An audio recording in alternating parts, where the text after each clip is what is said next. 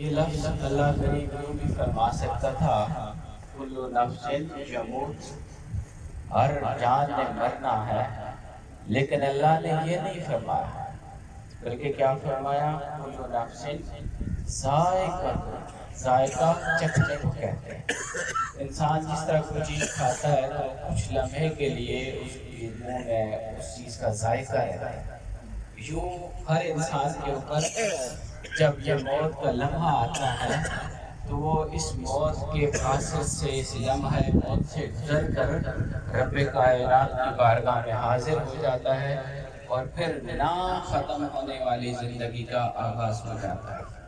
اللہ کریم کی بارگاہ میں دعا کرتا ہوں کہ مولا کریم خان صاحب کو دنیا کے اندر رہتے ہوئے جو ان سے غلطی خطا ہوئی اپنے فضل سے معاف فرمائے۔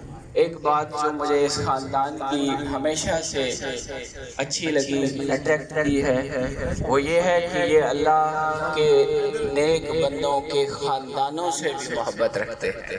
یہ سارا خاندان اہل محبت کا خاندان ہے، اور قرآن کی آیت ہے کہ وَمَن يُعَظِّمْ شَعَائِرَ اللَّهِ فَإِنَّهَا مِن تَقْوَى الْقُلُوبِ۔ انسان کا عمل کیسا بھی ہو، کوئی انسان دنیا میں ایسا نہیں جو نیک و پاک ہو۔ مجھ سمیت ہر انسان سے غلطی اور خطا ہوتی ہے، ہو سکتی ہے، اور یہ اللہ کا طریقہ ہے کہ جب گناہگار اس سے معافی مانگتا ہے تو وہ معاف کر کے خوش ہوتا ہے۔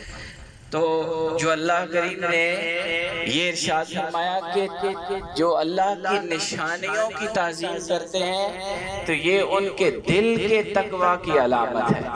تو اللہ کی نشانی سے مراد کیا ہے؟ لمبی بات نہیں ہے، نشانی وہ ہوتی ہے جو کسی کو یاد دلا دے۔ وقت اسلام۔